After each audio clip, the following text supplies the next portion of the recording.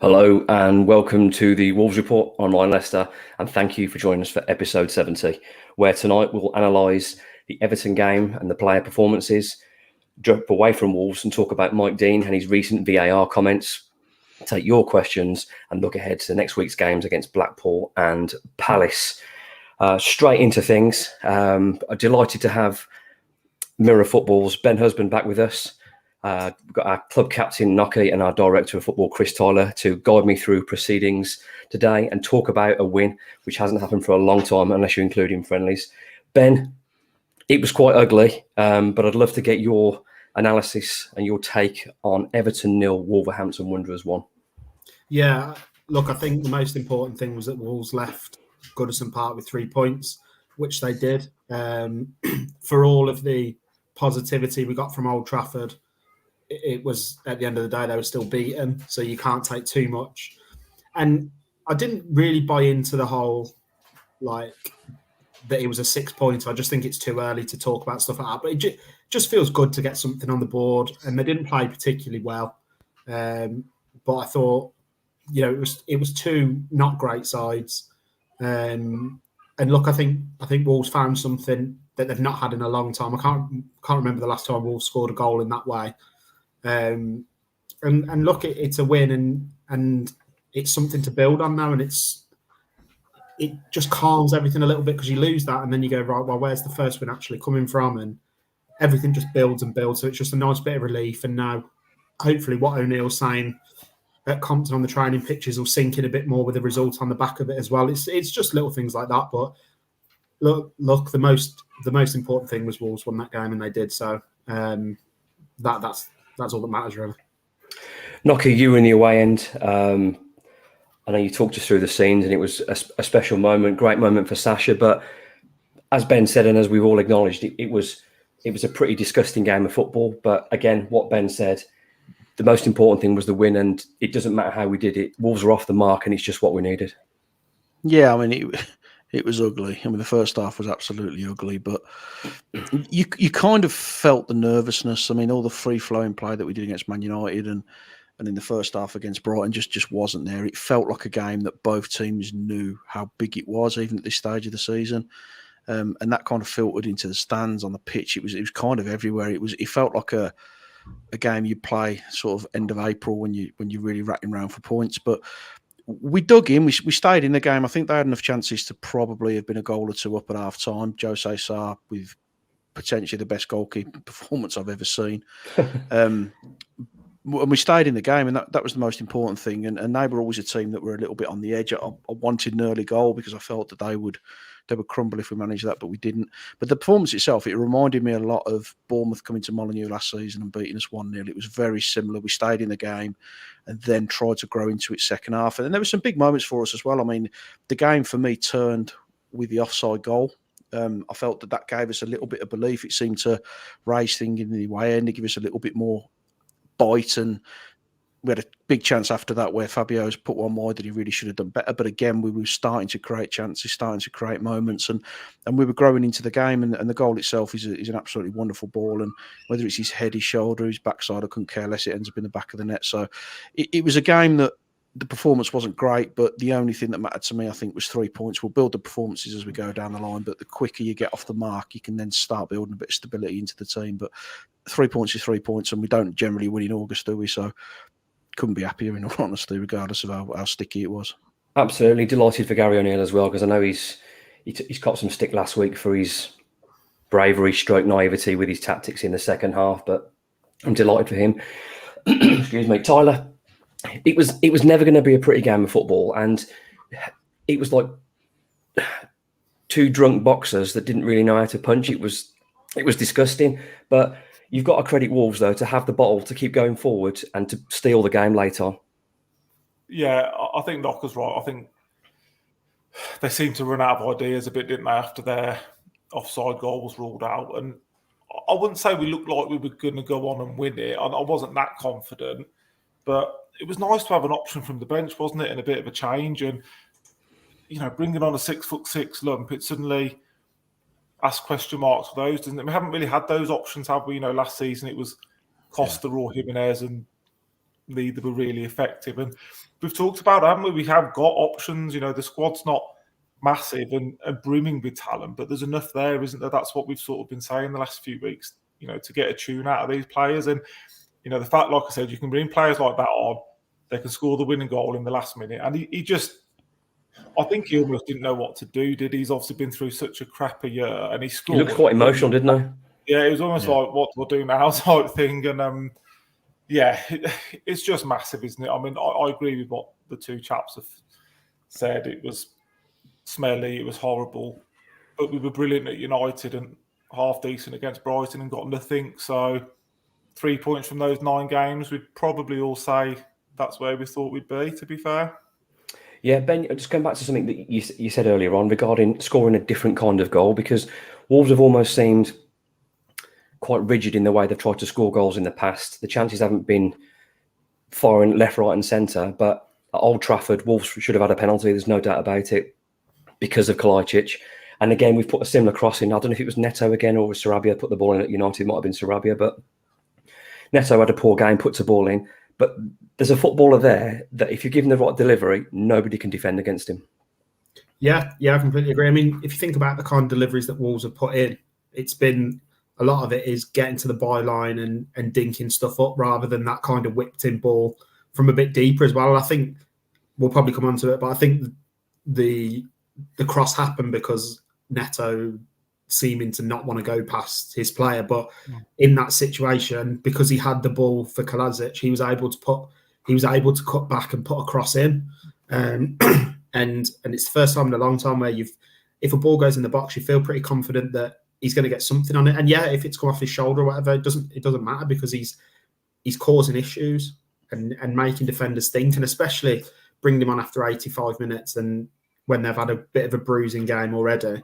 And they've had a different type of striker that's running round off them, nipping in, finding space, and he's a completely different. He's in your face, and obviously be a lot more physical to deal with. And I think just one more thing on the win itself. It feels massive because of the way it's came as well, and it's exactly the same as what happened at Everton last year. And it felt like a really pivotal moment rather than because if Wolves would have scored after 60 minutes and held on and won 1-0. It's still good, but scoring in the last minute away from home, it feels like that was one of them moments, and it's just a huge way to get the season going. Yeah, absolutely. It was as Nocky was there. The scenes were tremendous, and it didn't matter what happened as long as Wolves won. It got to a point in the game when Everton was starting to press a little bit in the second half, and I was thinking, if I can take 0-0 now, and I'm sure we probably all thought that then, with the way the game was going, it's like, God, I don't want to lose this. But yeah, they were brave. I want to go through, as I usually do now, going through the performances, and I think we'll start with my man of the match, Tyler. Jose Sarr, on this podcast and on social media, he's had a lot of stick, and justifiably so, over the last 12 months. When you set your standards as high as he did in season 1, when he had the best percentage save across the top leagues in European football, you set the bar quite high, but that was unsustainable. But that looked like the old Jose Sarr. I thought it was great from crosses. He's shot stopping. He had to parry a few because you can't hold everything. But Jose Sarr was the difference between Wolves and winning and losing yesterday. Yeah, 100%. I hammered him last week, didn't I? And I'm rightly so. But I'll hammer them all again if they play better next week. I'm not really bothered. But I thought he was pretty faultless, really. And we weren't sort of playing tiki-taka from the back, were we? We seemed to scrap it, especially second half. His distribution was excellent. Pulled out a couple of lovely driven kicks second half. The biggest thing for me was how commanding he was and how he came and got crosses, because he's always been a good shot stopper. You could never really fault that, but he was coming and getting everything, and he wasn't flapping it at it. He wasn't punching it. He was coming and claiming it. And that just takes so much pressure off, I think, from your centre-backs and your defenders. And yeah, like I said, I'd probably have to give him a 9 out of 10, 10 out of 10. It was just a brilliant display. And hopefully, there's talk of a new contract. We've got obviously very good goalkeeper coaching now. Hopefully, it's the start of us seeing the best of him again. Yeah, excellent performance, Ben. I mean, he was. I mean, it was nice to hear. I mean, you were probably singing it as well, Nocky, hearing Jose Sarr, my lord, being blasted out. But that save, the one when he's falling into the goal, that he tips over the bar, That's genuinely one of the best saves I've ever seen. You saw it and he thought, you're accepting it's a goal. There's no way it's not a goal. How he's got underneath and tipped that over the bar, and hopefully that kicks him on. Yeah, I mean, the only save I can compare it to is, I don't know if you remember that Seaman one in an FA Cup semi-final against Sheffield United, just because it was like the strength to not only get there but to still be able to push it over the bar. I mean, it's just an absolutely ridiculous save. And I think Tyler made a good point about Cutler as well coming in. Really, really highly rated goalkeeping coach. Because I think all the goalkeepers have haven't really progressed in the last couple of years, not just Saar, but the backups as well. And I think Cutler's a really shrewd appointment. You saw what he did with Emi Martinez, who I'll be straight up, I never rated him as a keeper at all. I still don't massively rate him now, but he turned him into a player that essentially won Argentina the World Cup. So he's a really highly rated coach, and I think that'll be a really good appointment. And in terms of goalkeeper years as well, I mean, you're getting goalkeepers play well deep into their 30s. So I think Jose Sar's 31 now. And John Percy mentioned earlier on that he's potentially going to sign a new contract as well. He played like a man that was ready to sign his new contract, that's for sure. Moving on to the back four, Nocky, Nelson Semedo. I was going to make a sweeping statement across for or get your opinions on the players. For as ugly as it was, that's a back four that have got a clean sheet in a very physical game where they could have wilted. So I've got to credit them all and the goalkeeper for any clean sheet in the Premier League is fantastic. But Nelson Semedo's had better afternoons, but again, part of a defence that kept a clean sheet. To be fair, I thought if Sarr hadn't turned into Superman, he was actually more man of the match. I thought he did really well down that right hand side. I thought he was probably the most consistent player. I personally thought it was a really good performance from him. He was relatively solid. He gave us an option, and defensively, I thought he was pretty good. The chances that came didn't really come from his side. It came from errors for the central defence. There was, a couple of chances from corners where Danjuma had an opportunity to finish, and the two centre halves had just split. But I don't remember anything really coming through his side. It was a pretty good performance, to be honest. I think he's been relatively consistent, other than Mitoma giving him a bit of a roasting, which seems to happen every time he plays him. I think he's been arguably our most consistent player so far this season.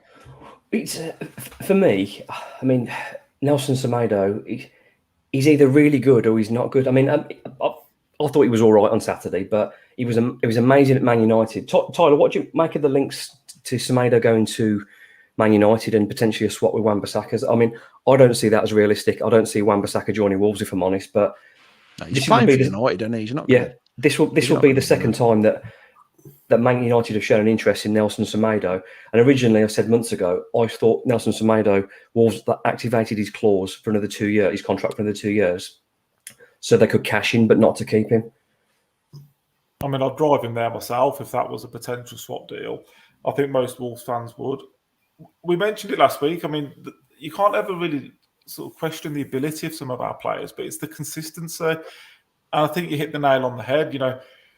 They're all so inconsistent, and he's one of those. But I'm with Knocker. I mean, the left winger didn't have a kick all game. He every time he tried to get round Semedo, he dealt with him, to be honest. He only got overloaded the once, and I think that was when Sarr made the worldie. So I don't know if you're saying to me, am I taking the deal? I probably am, yeah, to be honest. But I think they're both quite limited going the other way, going forward. We've talked about his attacking stats and how poor they are. They're almost non-existent, aren't they? Really. So, with the sort of the modern back fours, though, wouldn't you agree that if you've got an attacking left back like an Ait-Nouri or a Bueno, you don't need then, because they sort of drop into a three with Wan-Bissaka being on the right, and you can encourage the left back to be more of an attacking, because they don't necessarily all need to attack. But then if you've got, I suppose, Neto, who's always coming inside from that side, I might be a bit old school, but would you want your fullback then getting beyond him as well in all that space? Yeah. So I don't know. He's got the engine to do it. He just hasn't got. I don't think he's got a lot of quality going forward. Yeah, I just don't think he's naturally an attack-minded player, is he? He hasn't got the instincts, but he's not the best right back in the world, but he's certainly not the worst. And for where we are now, he's a pretty steady performer. But yeah, I'm with Nocky. I thought he played well, to be honest. Wan-Bissaka's won assist this season against Wolverhampton Wanderers. So moving on to moving on to Craig Dawson, Nocky, Craig Dawson. He's the man you want in these kind of physical games. Yeah, I thought first half, I thought him and Kilman weren't at it. That we gave up a lot of space, and there was a lot of times a simple ball through the middle or over the top or just across from the right or left flanks. They seemed to split positionally. They weren't there for me. I think the fact we didn't concede was probably more by luck than judgment, in all honesty, and some magic from Sarr. But the second half we grew into it, and I think we had an element of control in the second half. I think Dawson and Kilman themselves both got a bit of a grip in those positions. So it wasn't an awful performance. I think it's really difficult to think of players who actually played well, if I'm being honest, because it was such a workmanlike performance. I don't think anyone really stood out. But I do think it improved vastly in the second half, and Dawson definitely himself improved second half. But he didn't do anything particularly wrong in the first half. There was just a little bit of spatial awareness, a little bit of communication, I think, between the two centre halves, and we were caught out a couple of times. But second half, you didn't really see that. I don't think they had too much in the way of opportunities. Ben, moving on to Max Kilman again, it's probably a similar story to what we said about Dawson, but someone else that probably grew into the game and got better as the game went on for me. Yeah. I think you can pretty much copy and paste what Knockers just said about Dawson for Kilman. It's exactly the same. I'm a bit concerned about the lack of communication, because there doesn't seem to be any type of like leadership in that back four at all from me. And like Kilman's got the armband, but he's not a talker. Like he's not a vocal, is he? No. He's open about that, but I'm a little bit concerned about the centre backs. I didn't think I would be, and I know they kept a clean sheet, so but I think that was in spite of them rather than because of them. And they desperately need another option. I'm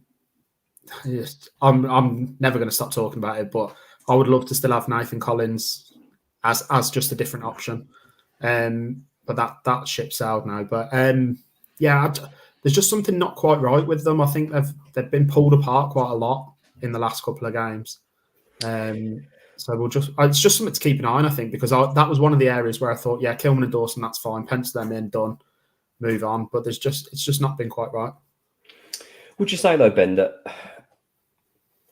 we are trying to press a high line, but Saturday seemed like a completely different tactical approach? Wolves didn't press as much, whether they weren't allowed to, whether it was a 3-on-2 in centre midfield against three really strong players for Everton. Is it hard for the players just to switch systems and that, or? Well, you can't play press with a high line with them two at centre back, because they're so slow as a pair, and they're just so slow. And do you know what? Fair play to O'Neill if he's watched last week and said, like, this isn't a sustainable way that we can play, because he's still learning all these things. He hasn't had a pre-season. He hasn't seen these players close up. And it was a different defensive setup yesterday, which at the end of the day, they did come away without conceding a goal and won the game. So I think he's still trying to find out what works best for them in general. But I think they definitely look more comfortable when they're a little bit on the edge of their box rather than on the halfway line. Yeah, I mean, they're definitely the partnership they put together last season. I thought Craig Dawson improved Max Kilman a lot last season, but they were a centre-back pairing that did have a 6 and a 5 past them in the last third of the season. So when they're good, they're really, really good. I think we know the rest of that story. But moving on to Nocky, moving on to Hugo Bueno, started at left-back on Saturday. I thought he was left a little bit exposed in the first half. He was much, much better when we brought Ait-Nouri on. I thought Ait-Nouri was excellent, and that's his natural position for me. But it gave Bueno a little bit more control on that side. He was overlapping a little bit more. He was bringing other players in, and he put a fantastic ball in for Fabio. Right, he was offside, but still a wonderful ball and a good finish as well. So first half, I did feel he was a little bit on his own over there. There wasn't a lot of support coming back. But then second half, really, really comfortable. For me, I have, similar to Ben, I have concerns about the centre-half position. I do have concerns slightly about us at left-back as well. I don't think Johnny's the answer. Bueno, I still think he's learning the game. He's not quite there for me. So Aït-Nouri would be a good option to play there, but I also think he should potentially be further up the pitch. So a little bit of work to do there. But not knocking his performance, because he came and he did a job and he's part of a team that kept a clean sheet. But first half, there was a couple of little red flags. And until we switched that around and brought Aït-Nouri on, we were a little bit exposed down that side, I thought. On the subject of Aït-Nouri, Tyler, I thought a decent impact when he came on. And as we've all suggested for a while, we wouldn't mind seeing him further up the pitch. And I think he did quite well on Saturday. Yeah, my only surprise was he was dropped for the game. That was a strange one. No reason to. Don't like Knocker. I don't think there's loads in it. He'd probably always get the nod for me at left back over the two. But yes, he's an option to play a bit further forward. And Knocker's right. It just looked a lot more stable, a lot more balanced, didn't it? I'm sure we'll come on to Wang, but like Knocker said, he wasn't really in the game, was he? And Bueno was left a bit. But yeah, just surprised that he didn't start the game. But it seems to happen with Aït-Nouri, doesn't it? He seems to come in and out of the team, whoever the manager is. So I don't know. Don't know what goes on behind the scenes, but didn't think he did anything to be dropped. Got in good positions against Brighton. Yeah, didn't take them, but was still in those positions. So that was the only thing for me that was a bit strange. Yeah, I don't think you could particularly point the finger at Aït-Nouri for what happened against Brighton. But if the manager's instructing you to press high and your fullbacks are well into the opponent's half, it's only the tactics to blame. And I thought Aït-Nouri was okay. Great to see him in that position. I think we had a taster earlier on last season when he played forward. I think it might have been at Leeds. Early on, he had a bit of time further up the pitch. But yeah, I'd definitely like to see him there. I mean, we might have no option now if Wang's out for a while. Ben, moving on to the centre midfield, Mario Lemina. I don't think it was his best game. I thought he was okay. I thought both midfielders were. I thought they had to stand up to what was a pretty physical encounter. I've got pretty high standards for Lemina, and I don't think he was quite. He wasn't close to as good as he can be. I mean, at Old Trafford, he was just absolutely sensational, and he wasn't at that level. But it's one area with Lemina and Gomez. I'm actually not that concerned. It's just that there is going to be, Gomez is going to be suspended about 6 times a season, which is there's going to have to be someone else that comes in there. But yeah, Lemina, it's bizarre how quickly he's become such an important player at the club. He's only signed in January, and really he'd be in my top 3 or 4 most important players that have to be in the team when he's fit and available. So I didn't think it was his best, but like we said earlier, I struggled to pick anyone that would other than Sarr, and I actually thought Semedo was really good. Other than that, I struggled to go, yeah, he was good. I mean, me and Tyler often debate about Mario Lemina, and I really, really rate him, but we have to admit he's not a flair centre midfielder, and he's, as Tyler says, he's limited in what he can do. But however, the job that he does, the ball recovering, when he gets alongside somebody, he's as good as anybody at what he does. And it's so important. And I think, did he not intercept for the goal as well? He broke the play up there as well. So yeah, I'm a big fan of Mario Lemina. A lot of his stuff's under the radar, though, isn't it? Because he did break up the play for the goal. He also was the one who put Bueno away for the cross that Fabio tucked in. So Tyler's absolutely right. He is limited in what he does, but I do think what he does is really very important important to us. So, but that's my concern. It's not a knock at him, and I'm a bit opposite to Ben. Actually, if you're comfortable with those two, if Nunes does go and we're left with those two as our 2 centre midfielders, I personally think that's a bit of a problem, to be honest, and a bit of an area that they just both lack that. And we've there's between Nunes who can probably be that spot, but I think we just lack that just calm presence in there just to keep it, and maybe someone who can find that pass forward, because we were so good. You were right, at Man U we were so good at it, but we went forward when we won the ball, whereas I think Saturday was a sign again of we win the ball, but we sort of don't really know what to do with it, and we're sort of going back and starting again. So I don't know if it's possible, but if Nunes does go, I think that's a bit of a problem area for us now. Don't get me wrong, if Nunes goes, Wolves need another central midfielder. I just think for what they do, they're very good at what they do. And you're right, they didn't have what they had at Old Trafford, which was the ability to give the ball to Nunes, who can spring stuff. Yeah. And neither of them have that. So Wolves, without a doubt, need a different type of player in there. if Nunes goes. Well, when Nunes goes. Yeah. And yeah, so I'm just seeing what they do. Yeah, I think they'll end up getting this guy from City. What's his name? Tommy. What's his name? Doyle. Tommy Doyle. Yeah, we're banging a lot on this kid, aren't we, already? Yeah. While we're still on you, Tyler. Moving on to João Gomez. Probably, I mean, tough, but I think as Ben said, we could expect him to be genuinely suspended 2 or 3 times a season because, I mean, he could have been sent off on Saturday, but that's the player he is. He loves a fight, loves a challenge, loves a tackle. And for £15 million, I think we've got a fantastic footballer. Probably still a little bit raw in what he does, but what he does in terms of his ball recoveries, like Lamina, is as good as anybody's. Yeah, I mean, you've said it really. He is a walking red card, and that's a concern. But we talked, didn't we, before the game? Is it? We haven't seen enough of Boubacar Traoré, have we? But we sort of thought, is that a game where he does come in and you just match them like for like? Because I thought the Decore for them was outstanding. Really, he really got them going, and we didn't really cope with him. And they had, then Onana as well, who's got so much energy. And I think Ben's used the phrase, they stood up to it brilliantly. They did everything they could do. I just think they probably needed a bit of support in there, whether that's Cunha dropping a bit deeper into midfield and helping out, which he didn't really do. So I thought they were a bit exposed at times, but I think, like we just said, for the job they're in the team for, they normally do it very well. I just worry about us being creative enough, especially in games where we've got to be on the front foot and break teams down. That would be a concern for me. Just to credit those pair, that the 3 players they're playing against, very strong, athletic, mobile players. So when you consider João Gomez and Mario Lamina are probably inferior in stature, and yet they've held up and they've gone to 3v2. No surprise they both got a yellow card, but credit to them both to face that physical battle and come out with a clean sheet. So yeah, credit to them both. Nocky, an assist, but a quiet afternoon. But if he drops assists in, that's all that matters. Pedro Neto. Yeah, funny performance from Pedro. I thought that when I saw he was going to be up against Ashley Young, I thought he could absolutely roast him. I mean, Ashley Young's 38, 39 years old.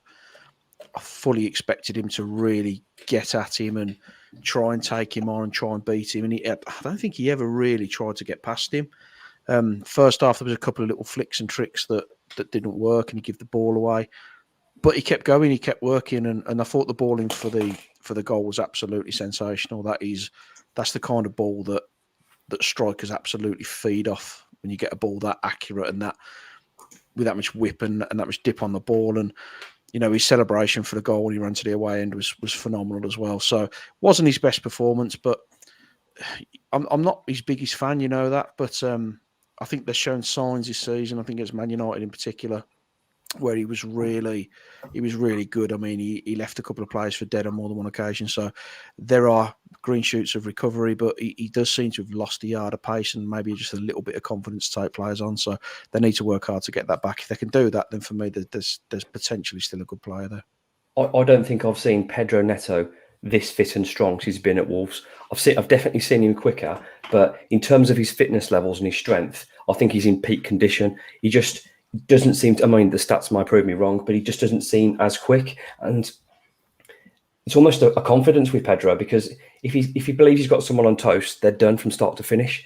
And I just don't think we've seen being direct enough, particularly when you're cutting inside. If you're playing on the right and you're left-footed, you just run in a straight line towards goal and draw Young in, and then you've got if Semedo's going, you create space next to him. But we didn't see enough of that. But if he keeps getting assists, you can play if you want, because that's what he's there to do.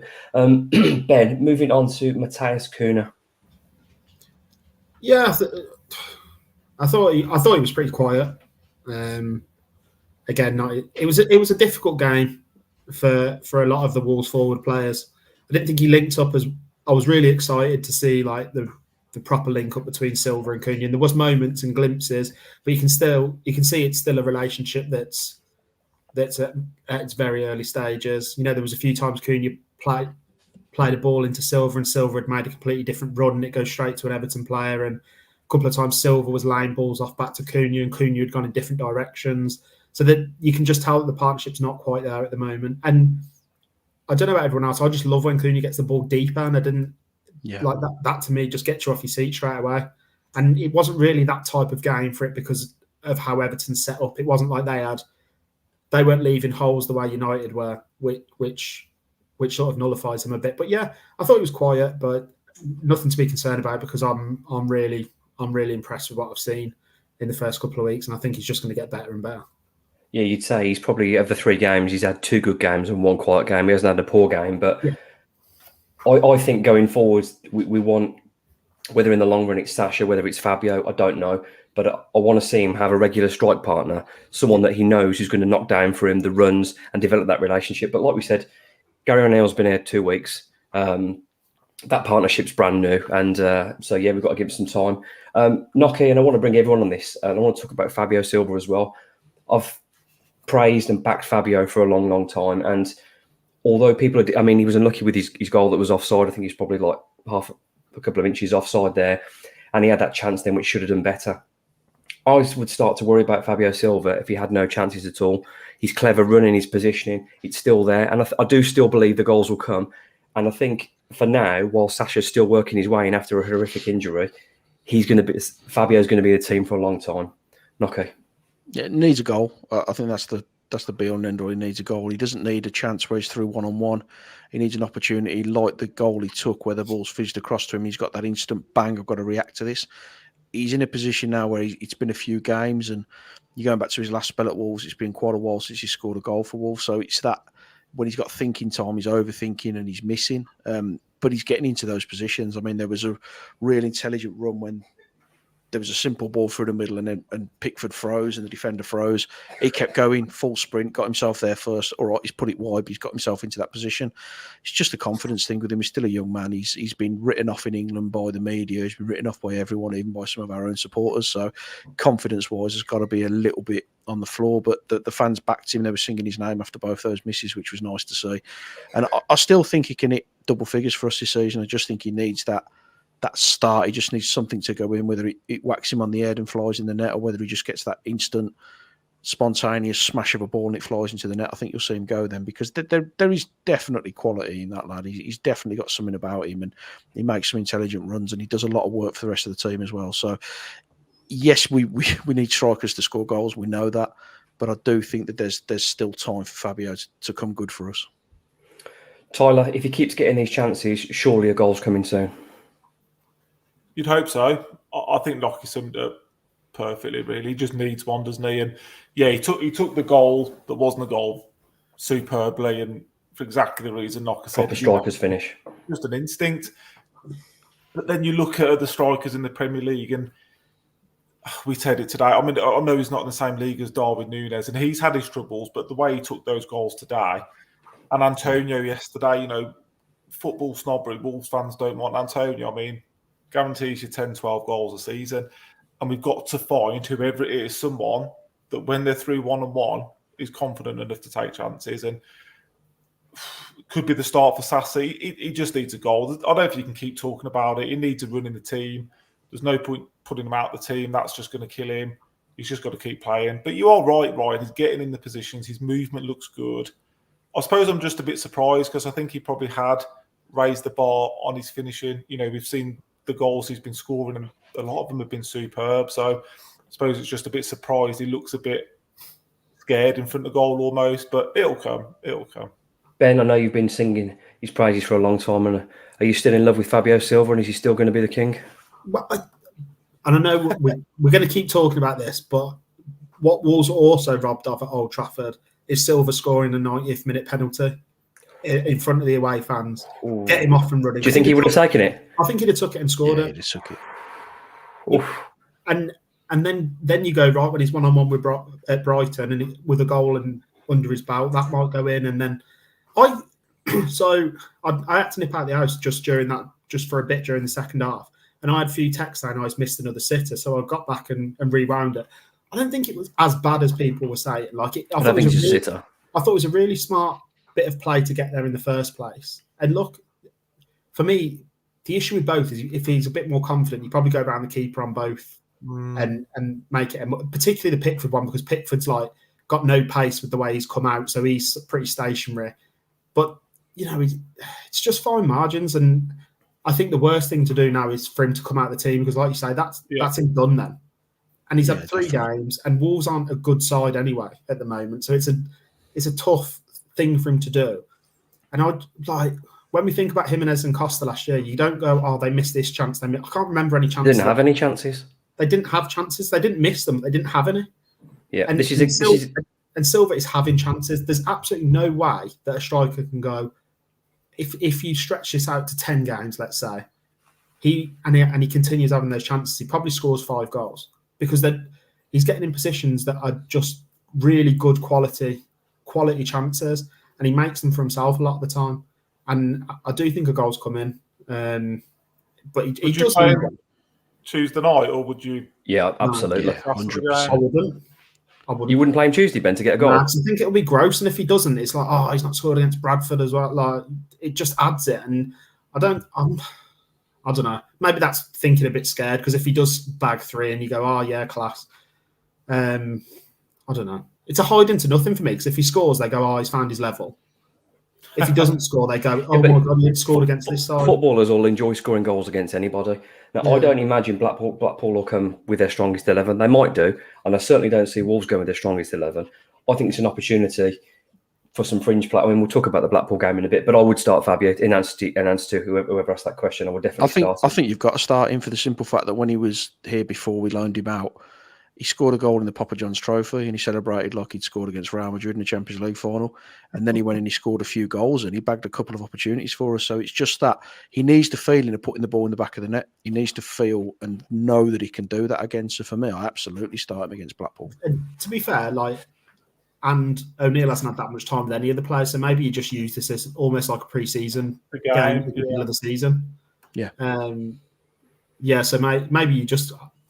Would you be inclined to just go? Sheffield probably needs to start as well, doesn't he? Yeah. I think. I mean, I mentioned this a few times. The time I worry about Fabio Silva is when he gets no chances, and we talked about Jimenez and we talked about Costa last season having very few chances. Whether that was them or the style of play or a combination of both. Fabio Silva in all his games now is getting opportunities, and with his qualities, which I do believe he has, like Ben, I think like we've all agreed. Keep getting those chances. I think the goals will come, and then I think we'll see a different player flying because there's a very, very talented young footballer there. I think that if we persist with him, hopefully he keeps Sasha out of the team because I do think there's a really, really good guy that can score some goals. But we shall see. Moving away from Wolves briefly, there was a video of Mike Dean admitting that he'd shown some favouritism to one of his colleagues. When there was a VAR call and didn't instruct his colleague to go over because I think it was he'd had a hard game or a hard time already. Now, for me, Tyler, I'll bring you in this. This is completely unacceptable, and you and Nocky have called it for ages. It's maybe certain things that we can't say because I don't want the podcast in court again. Is it corruption? Is that what we can't say? That's the word that I can't say, but you can say whatever you want. But in terms of showing a bias like that and protecting your colleague over finding the correct result is everything that you shouldn't be when you're refereeing. I said, when you last asked me about VAR, I've almost got no words left for it. And this is like the final nail in the coffin, isn't it? It's proved what I haven't wanted to be true, but it's proved it is true, isn't it? I mean, he's basically said, I haven't sent my mate there because he's had a tough game and I don't want him to have another shock. I mean, I don't know what you can say about it, really.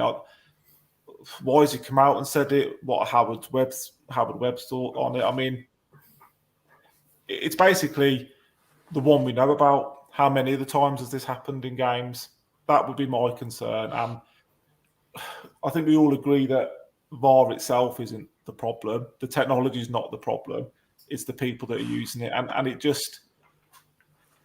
just horrible, isn't it? It just shows games can be manipulated and decisions can be changed and made by human beings that isn't right. You know, this is the best league in the world with the most money in the world, and you're getting stuff like that. I mean, you could probably use a load of adjectives, but I'm just sick of talking about it, really. But for me, it just proves my worst theories on it, that it's close to the word Nocky said, I think. Ben, obviously, I don't know, I haven't read any stories that you've written this week about the Mike Dean stuff, but I'm sure someone has covered it. What's been the feel across the media and people in media about Mike Dean just coming out with that from nowhere? I think what you also have to take is that Dean is a very certain type of person, and it's had him in the news front and centre for That's for a word I 4 can't days. say. Yeah, for 4 days. And, you know, if he really wanted to protect his mate, he wouldn't have gone onto a podcast and recounted that story. I actually thought the more worrying part for me was when he says, as a referee, if you get sent to the monitor, you overturn it 9 out of 10 times. So if that's because for me, if that's his understanding as a referee, that is why he's reluctant to tell other referees to go to the monitor, because if they're all feeling, if we go to the monitor 9 out of 10 times it's overturned, the VAR isn't telling them to check it at that point. He's saying overturn it, because if they think every time you go to the monitor you're changing the decision, that is what you're telling them when you're really telling them to go to the monitor. You're telling them this decision needs to be overturned. And Dean literally said that. He said, even if he thinks the decision's wrong, by the time he's gone over to the monitor, he's changing it anyway. And that is just like, that just proves that the system isn't fit for purpose, doesn't work. And not because of the technology, as Tyler said, it's the people using it. And I don't really know where you go from this, because it's such a can of worms that he's opened with the comments. I mean, we all look after our friends, you know what I mean? And that's fine. But we're not talking about refereeing or flagging an offside when you're doing your line for your mate's team. We're talking about football at the highest level, and him choosing to protect his friend over getting the right result is disgusting behaviour. I'm all up for looking out for your mates, but there's a certain line and level there. And like you said, he's not really looking out for him if he's mentioned it on a podcast. It's unacceptable. It's disgusting behaviour. And then to see him smiling and smiley all over Sky Sports afterwards, I just don't understand. We've got someone now that's admitted that they have turned a blind eye to something to protect their friend rather than get the correct decision. It's unacceptable. But look, as far as Sky are concerned, that's the best thing that could have possibly happened, because that clip of a pretty boring bit of chat, like when BT throw it over to Peter Walton, that's not going viral on social media. But Mike Dean's a name, he's a character, he's a personality, so they'll be happy with that. He's the most famous referee in the country now. He tried to clarify by saying he wasn't his mate, but when they're there, they're all mates in the same team or whatever. But the point still stands of what he did. I mean, what can you do? He's retired and doesn't do it anymore. But is that the overriding feeling from all the VARs and all the referees? Is that what? I just don't know where you go, because it's such a massive thing that he's opened, and fans have opened up to it now. So when referees are being told or not told, fans are automatically thinking, oh, they're just doing this to protect me. Like that's not what it's for. So absolutely. Anything to finish off on that, Nocky, before we take some questions? I just think I've never been a big fan of VAR in the first place. I thought it was always going to create issues. I used the word corruption after the Man United game because that's what it felt like to me. It felt like it was corruption at that point. And when you see the Marcus Rashford penalty that they got yesterday, which for me is soft at best as far as I'm concerned, it is there. I mean, whether it's a conscious or unconscious corruption bias, whatever you want to call it, they're even admitting it now. And it's something that's really damaging football for me, because it is a very easy way to give the big clubs the decisions. I mean, we've seen it ever since we're in the Premier League. You know, they'll call the players from Man United, Arsenal, Chelsea over, and they're on first name basis with all of them, and it's very friendly. And it's just it doesn't sit right with me. And Mike Dean is someone who likes to be in the headlines. He was always the same when he was a referee. He always wanted to be the centre of attention in football matches, and he did all he could to make sure he was. But by coming out and admitting that, it tells us all what we've refused to believe, I think, and that there are real problems with the system. There are people who are benefiting as a result of either bias or corruption or a fear to go against certain managers and certain teams. So it needs a complete overhaul. For me, I would have stuck it in the bin after day one when they disallowed the goal for us against Leicester, but I just think the whole thing stinks, and I think it's the worst thing to come into football in my lifetime as far as I'm concerned. I think, just a quick point, sorry. I think what makes it worse for Wolves fans is the fact that what Dean said about protecting your mate, like, you immediately put that to that Man United decision, because that's essentially what happened, and that explains to Wolves fans exactly what they thought had happened anyway. And it's just come from us at a really like pressing time, because it happened 10 days ago to us, that exact thing. Especially when Howard Webb sat there videoed a couple of hours later having food in the corporate section of Manchester United. It doesn't sit well, does it? So a bit of work to be done, I think. You are listening and watching episode 70 of the Wolves Report in Mirror Football's Ben Husband, club captain Mark Knock, director of football Chris Tyler, and myself, Ryan Lester. Every week I put a tweet out asking some questions. I'll get through as many as I can before we go ahead and talk about the games against Blackpool and Palace. Interesting question from Ted, starting off with, come January the 1st, who will be Wolves owners? Now, I hate to disappoint anyone that thinks this, but I'm confident that Wolves aren't being sold, and I'll be surprised if they are sold by then. Never say never in football, but I'd be really surprised if Wolves are under new ownership come January the 1st. So, Ted, I think it's Fosun. Anyone else got any more to add to that? Ben nodding? Yeah, it'd be Fosun. Yeah, I think so, Ted. Ted, thank you for your question. I'm not sure what Matt Wolf means, but is Lopetegui ball over? Oh. Now, I'm not really sure what Lopetegui ball was, whether it was 5-0, 6-0 at Brighton and 5-0 5-0 Arsenal. But he certainly did give us some good days. Now, if we're talking about the high press, high energy that had happened in the last pre-season game, no, I think we'll see those performances again. Tyler? It's the only question I have, really, and it's far too early, and it's an unfair one, but what is the style? What are we looking to achieve? Because I suppose the 3 games have all been quite different in a way, haven't they? And your opponents are different, and you have to set up differently. So I'd be interested to know how O'Neill evolves it. What he puts on the team, his own slant on it. But I don't know if we've got the players for high press football all the time. I don't know. It'd be interesting to see what he does, but. It's the same problems we've always had, which is a bit of inconsistency, isn't it, up to now? Thank you for your question, Matt Wolf.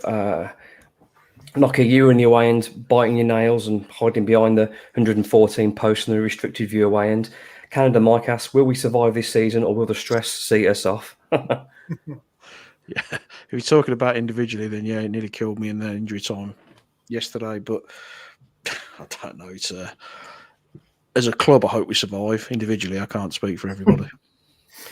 It's football's mad, isn't it, though? Because from such not a great performance, ugly, not really creative, not really flows or patterns of play, but that one moment made your 300-mile round trip going absolutely banana. That's why we go, isn't it? So it's of course. We go for those moments. That's what you live for. You live to see your team play. I mean, whatever league we're in, we're going to follow them because it's more than just a football team, isn't it? It's a part of your life. But I mean, when we spoke earlier about Lopetegui ball, I don't even think we ever saw Lopetegui ball because he was firefighting from the minute he arrived until we finally got safe. So there wasn't enough Lopetegui ball. I think we would have seen that this season, and we're now onto a fresh start and a fresh system, which hopefully gives us a few more goals and a bit more excitement.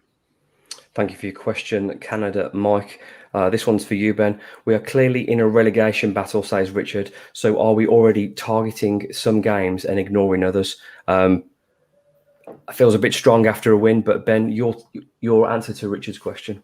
I don't think Wolves are in a relegation battle. You're not in a relegation battle after 3 games. You don't know what's going to happen. Wolves will go into some games thinking they can get a better result than others, but I think that's the same for every team that's not Man City in the Premier League. Wolves will go at some games and think, yeah, we've got a good chance here. They'll go to other games and think this is where we sit in and this is where we fight for our lives and try and grab something on the break. And we'll see. I'm sure we'll see both examples plenty of times between now and May. I think there's some really, really bad teams, and I'm not saying Wolves aren't one of them. I think there's some real dross. And I know they weren't good. I'm fairly confident Wolves won't be that close to the bottom 3, to be honest. Not because Wolves are fantastic. I just think there's going to be some record-breakingly bad sides. I hope so, as long as there's 3 worse. I think Richard's point as well, last season, because under Lopetegui, the game at Brighton, the game at Arsenal, there were certain games where they're just they were pick and choosing their games. And there were certain games, Old Trafford, for example, last year, I think it was 2-0 in the end. Games where Wolves just didn't show up and it was just let's just get through this because we've lost. That was slightly different though, wasn't it? Because Wolves were like locked in a relegation battle there. Mm. So there are weeks when you can sit off, but you can't say that after 3 games that we're in a relegation battle. Richard, thank you for your question. This one is going to fill you with joy, Tyler. So man after your own heart here.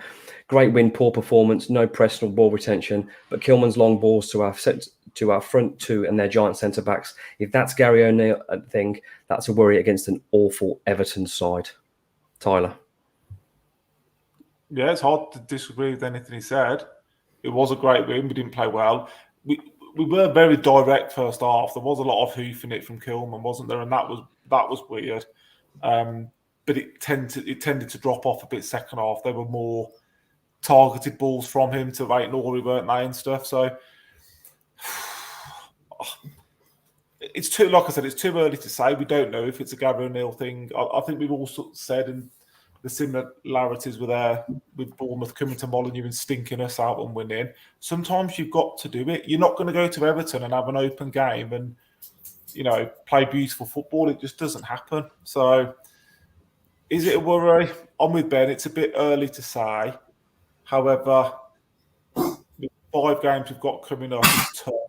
And if we don't get some points on the board, yeah, I think it would be a bit more concerning after those. Just one thing about the Everton thing to finish off the last question. It's not really related, but I absolutely love beating Sean Dyche. It doesn't happen very often, but I take great satisfaction in beating any Sean Dyche side, mainly because they usually bully Wolves and beat them. So to stand up against that and score that way, yeah, it felt really, really good. Jay, thank you for your question and being part of this week's Wolves report. Wolves have got 2 games in the next week now. I face Blackpool in the League Cup and then Palace away on Sunday. Nocky, looking to the Blackpool game, me personally, I would make as many changes as possible, get a few fringe players in and go from there.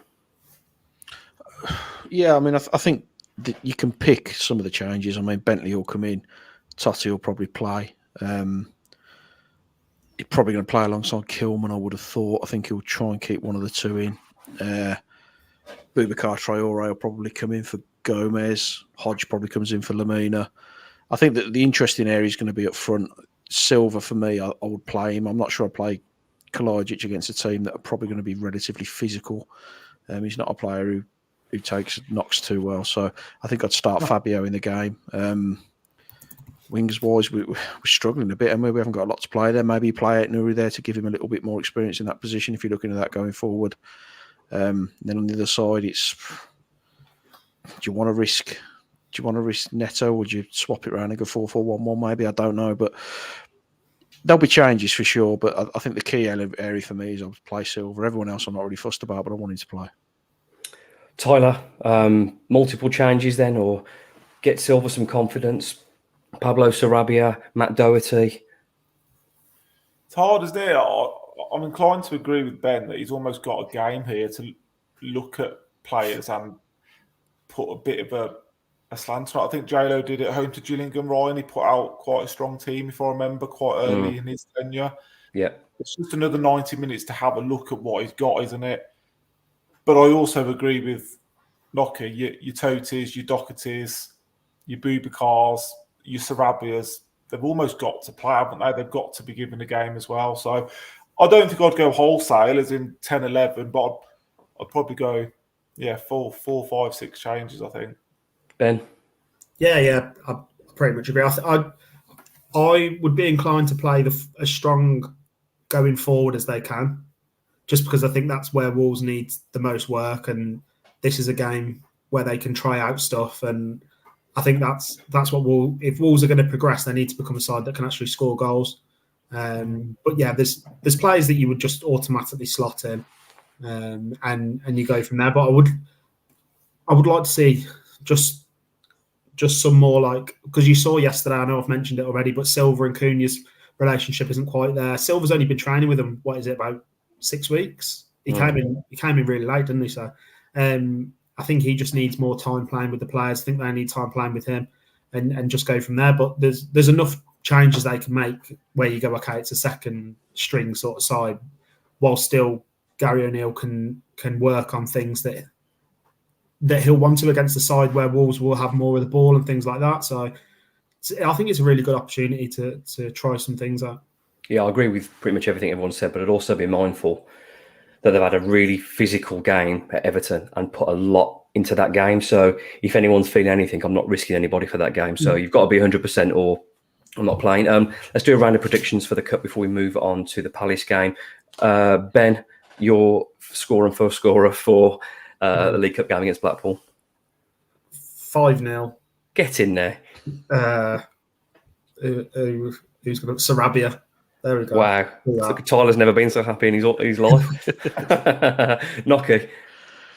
I'll go 3-0 Wolves and Fabio off the mark. I hope no one clips this because we're going to look a bunch of tits, aren't we, if it goes wrong?